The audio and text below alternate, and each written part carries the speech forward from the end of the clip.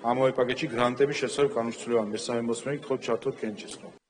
82 მომხრე 0 წინააღმდეგი კანონი მესამე მოსმენით მიღებული. საქართველო ღრმად ეფლობა ავტორიტარიზმში, ასე შეაფასა გავლენიანმა ევროპარლამენტარმა ქართული ოცნების არალეგიტიმური პარლამენტის მიერ მიღებული კანონი. ვერანაირი საერთაშორისო დახმარება ვერ მიაღწევს ადრესატამდე, თუ ამის უფლებას მთავრობა არ იძლევა, წერს რასა იუკნევიჩიანე. რეჟიმი ცდილობს სამოქალაქო საზოგადოების დადუმებას. ეს არის სახელმწიფოს მიტაცება, რომლის მიზანია თავისუფლების ხმების ჩახშობა. ასეთია ევროდეპუტატის პოზიცია კანონზე, რომელიც ქართულმა ოცნებამ ერთ დღეში, 2 მოსმენით, სასწრაფო წესით დაამტკიცა. ევროკავშირის დახმარება და საგარეო დახმარება დამოუკიდებელ ხმებამდე ვერ მიაღწევს, თუ ამას ის რეჟიმი არ დაამტკიცებს, რომელიც მათ გაჩუმებას ცდილობს. ეს სახელმწიფოს მიტაცებაა. ქართული ოცნება ამტკიცებს, რომ საქმე გამჭვირვალობას ეხება. სინამდვილეში კი ეს რეპრესიაა, პირდაპირ ლუკაშენკოს სამოქმედო სახელმძღვანელოდან. ჩვენ სანქციები უნდა დავაწესოთ, განვახორციელოთ საქართველოს მიმართ ევროკავშირის პოლიტიკის სრული გადახედვა და ახალი არჩევნების დანიშვნა მოვითხოვოთ. კანონით, რომელიც ქართულმა ოცნებამ 48 საათზე ნაკლებ დროში დაამტკიცა ივანიშვილის პარტია არასამთავრობო ორგანიზაციებს და ონლაინ მედიებს არსებობის საშუალებას არ აძლევს. ამიერიდან ყველა დონორმა ვიდრე ხალხის დასახმარებლად პროექტებს დააფინანსებს, ნებართვა სწორედ კობახიძისგან უნდა აიღოს. ქართულმა ოცნებამ დაანონსა, რომ თუ კი ვინმე გვერდის ავლის საშუალებას იპოვნის, ყველა კანონს კიდევ უფრო გაამკაცრებენ.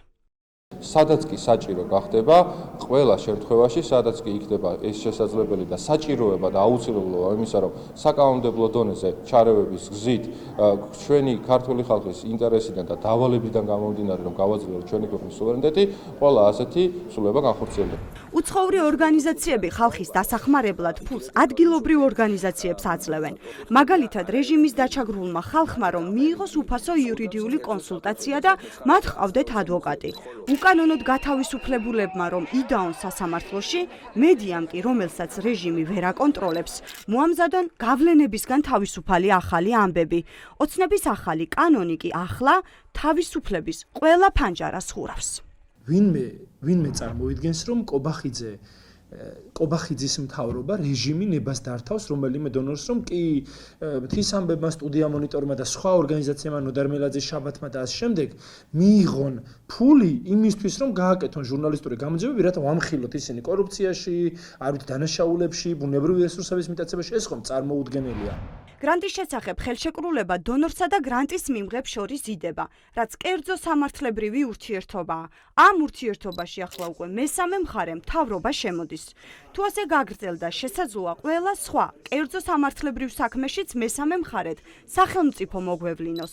მესამე სექტორში აცხადებენ, რომ ეს არის ყველაზე სახიფათო კანონი, რომელიც ქართულმა ოცნებამ ბოლო დროს მიიღო. ბოლშევიკური და მერე სტალინური რეჟიმის თვის დამახასიათებელი ნარატივები, რაც იყო უცხო ქვეყნის აგენტურა, ჯაშუშები და ასე შემდეგ, აი ზუსტად ერთ-ერთში გადმოაქვთ ეს ნარატივები, რაც არ არის უცნაური, იმიტომ რომ ისინი არიან მართლაც სულიერი შვილები 1920-იანი 30-იანი წლების ბოლშევიკებისა. ეს არის ერთ-ერთი ყველაზე სახიფათო ცვლილება, რომელიც ამ ფორმით არის მიღებული, იმიტომ რომ ამ შემთხვევაში უკვე სახელმწიფო იმას რომელი ორგანიზაცია დაფინანსებს და რომელი არა. საერთოდ გრანტი კონკრეტულ დონორს შეეძლოს თუ არა რომ გასცეს. ბოლო რამდენიმე წელია ქართული ოცნება დიდი მონდომებით ცდილობს ქვეყანაში მყოფ დამოუკიდებელ ორგანიზაციებს არსებობის წყაროები შეუზღუდოს.